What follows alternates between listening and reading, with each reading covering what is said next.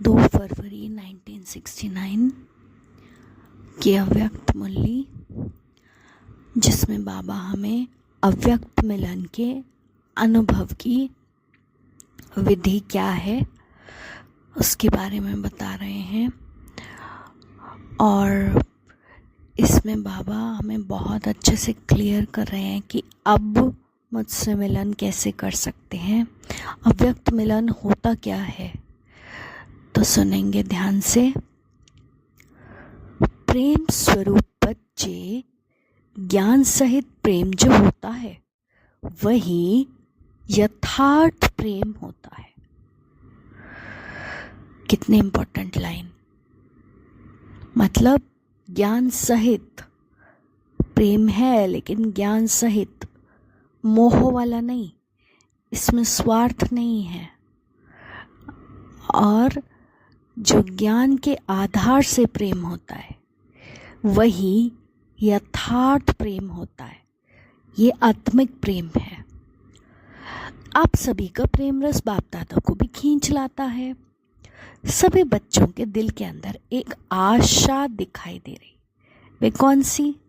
कई बच्चों ने संदेश भेजा कि आप हमें भी अपने अव्यक्त वतन का अनुभव कराओ। ये सभी बच्चों की आशाएं अब पूर्ण होने का समय पहुंच ही गया है। तो आप कहेंगे सब संदेशी बन जाएंगे क्या? लेकिन नहीं, अव्यक्त वतन का अनुभव भी बच्चे करेंगे। तो सबकी आश है कि हम अव्यक्त वतन का अनुभव करें। तो बाबा उसकी विधि बता रहे हैं। दिव्य बुद्धि के आधार पर जो अब अलौकिक अनुभव कर सकते हो वह दिव्य दृष्टि द्वारा करने से भी बहुत ज़्यादा लाभदायक है, अलौकिक और अनोखा है। इसलिए जो भी बच्चे चाहते हैं अव्यक्त बाप से मुलाकात करें, वे कर सकते हैं। कैसे कर सकते हैं? इसका तरीका सिर्फ यही है। अमृत वेले याद में बैठो और यही संकल्प रखो कि अब हम अव्यक्त बाप दादा से मुलाकात करें। जैसे साकार में मिलने का समय मालूम होता था तो नींद ही नहीं आती थी और समय से पहले ही बुद्धि द्वारा इसी अनुभव में रहते थे। वैसे अब भी अव्यक्त मिलन का अनुभव प्राप्त करना चाहते हो तो उसका बहुत सहज तरीका ये है। अव्यक्त स्थिति में स्थित होकर रूह रिहान करो तो अनुभव करेंगे कि सचमुच बाप के साथ बातचीत कर रहे हैं। और अव्यक्त स्थिति में स्थित कौन होगा? जो बिल्कुल अंतर्मुखी होगा। और इसी रूह रिहान में जैसे संदेशियों को कई दृश्य दिखाते वैसे ही बहुत गुह्य गोपनीय रहस्य बुद्धि योग से अनुभव करेंगे। लेकिन एक बात ये अनुभव करने के लिए आवश्यक है, वह ये कि अमृत वेले भी अव्यक्त स्थिति में वही स्थित हो सकेंगे जो सारा दिन अव्यक्त स्थिति में और अंतर्मुख स्थिति में स्थित होंगी।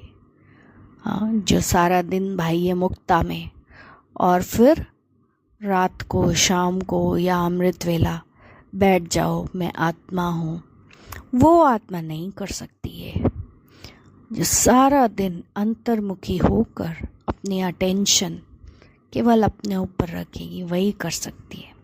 तो वही अमृत वेले ये अनुभव कर सकेंगे। इसलिए अगर स्नेह है और मिलने की आश है तो ये तरीका बहुत सहज है, करने वाले कर सकते हैं और मुलाकात का अनोखा अनुभव प्राप्त कर सकते हैं।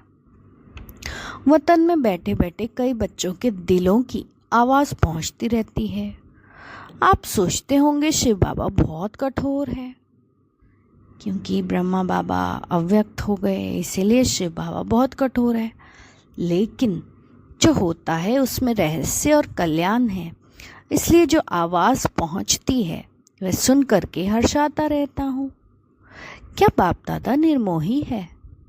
आप सभी बच्चे निर्मोही हो, निर्मोही बने हो। तो बाप दादा निर्मोही और बच्चों में शुद्ध मोह, तो मिलन कैसे होगा? बाप दादा में शुद्ध मोह है, साकार बाबा का बच्चों में शुद्ध प्यार था, शिव बाबा का नहीं है? बाबा पूछ रहे हैं। बाप दादा का है? तो बच्चों ने बोला जैसा हमारा है वैसा नहीं है। शुद्ध मोह बच्चों से भी जास्ती है, लेकिन बाप दादा और बच्चों में एक अंतर है। वे शुद्ध मोह में आते हुए भी निर्मोही हैं, और बच्चे शुद्ध मोह में आते हैं तो कुछ स्वरूप बन जाते हैं। या तो प्यारे बनते हैं या तो न्यारे बनते हैं, या तो बिल्कुल ही न्यारे हो जाएंगे या अति प्यारे हो जाएंगे। मोह आ जाता है उसमें। लेकिन बाप दादा न्यारे और प्यारे साथ साथ बनते हैं। मतलब बाबा निर्मोही भी है, प्यारा भी है और साथ साथ न्यारा भी है। ये अंतर जो रहा हुआ है, इसको जब मिटाएंगे तो क्या बनेंगे? तो बाबा इम्पोर्टेंस बता रहे हैं, न्यारे प्यारे बनने की इम्पोर्टेंस क्या है। अंतर्मुख, अव्यक्त, अलौकिक।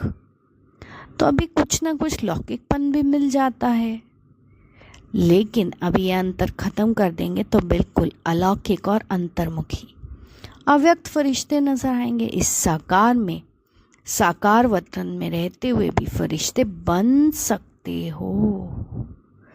मतलब इस दुनिया में रहते हुए भी उस फरिश्तेपन का फीलिंग ली जा सकती है। आप फिर कहेंगे आप वतन में जाकर फरिश्ता क्यों बने?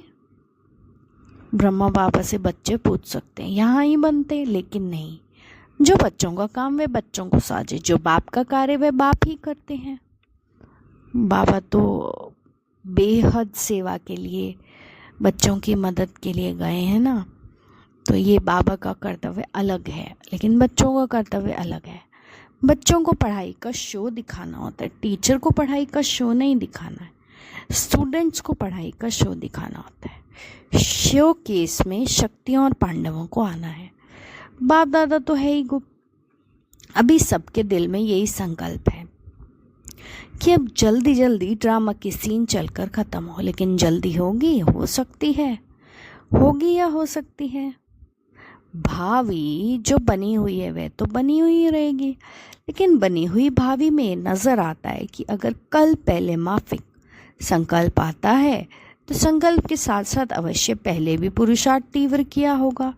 तब तो ये भी संकल्प आता है कि ड्रामा का सीन जल्दी पूरा कर अव्यक्त वतनवासी बन जाए, क्योंकि बिना तीव्र पुरुषार्थ करे, बिना अव्यक्त बने तो ड्रामा की सीन पूरी होगी नहीं।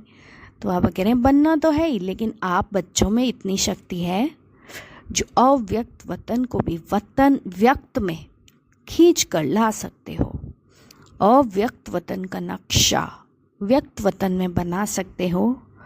आशाएं तो हर एक की बहुत हैं, ऐसे ही पहुंचती हैं जैसे इस साकार दुनिया में बहुत बड़ी ऑफिस है टेलीफोन और टेलीग्राफ की, वैसे ही बहुत शुद्ध संकल्प वतन में पहुंचती रहती है। अच्छा, बाप दादा स्नेह को देखते हैं तो ड्रामा याद आ जाता है। ड्रामा जब बीच में आता है तो साइलेंस हो जाते हैं।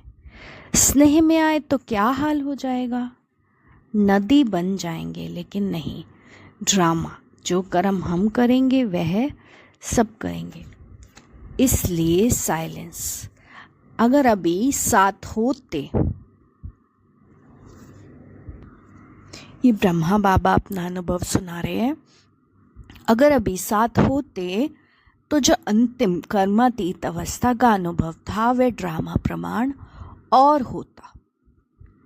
लेकिन था ही ऐसे, इसलिए थोड़े ही सामने थे। सामने होते भी जैसे सामने नहीं थे। स्नेह तो वतन में भी है ही और रहेगा ही, अविनाशी है ना। लेकिन जो सुनाया कि स्नेह को ड्रामा साइलेंस में ले आता है। ड्रामा मीन्स ड्रामा की फुल स्टॉप लग गई तो साइलेंस, और यही साइलेंस शक्ति को लाएगी।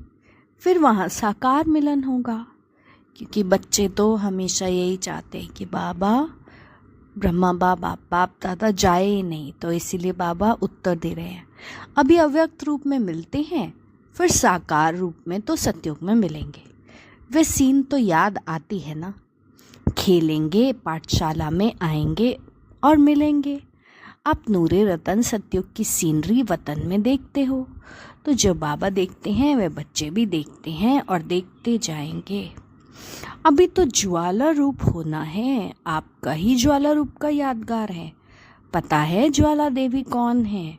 ये सभी शक्तियों को ज्वाला देवी बनना है।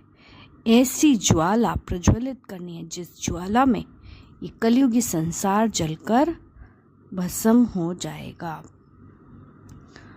अच्छा, तो बाबा ने विदाई के समय बोला कि अब जल्दी से जल्दी जो इशारे दिए हैं उनको जीवन में लाने का तीव्र पुरुषार्थ करना है।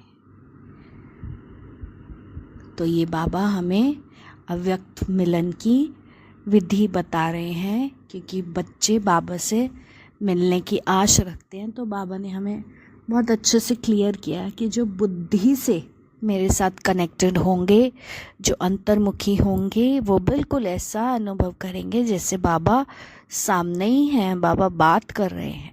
लेकिन ये कर कौन सकता है? जो बिल्कुल अंतर्मुखी, अपने आप से, अपने संकल्पों से भी अंतर्मुखी, बिल्कुल अपने शांत स्वरूप में स्थित, अव्यक्त रूप में स्थित। तो अगर हम ऐसी स्थिति में स्थित होंगे तो ही बाबा से अच्छे से कनेक्शन जोड़ पाएंगे। अच्छा, ओम शांति। नेक्स्ट वीडियो के लिए सब्सक्राइब ज़रूर करें।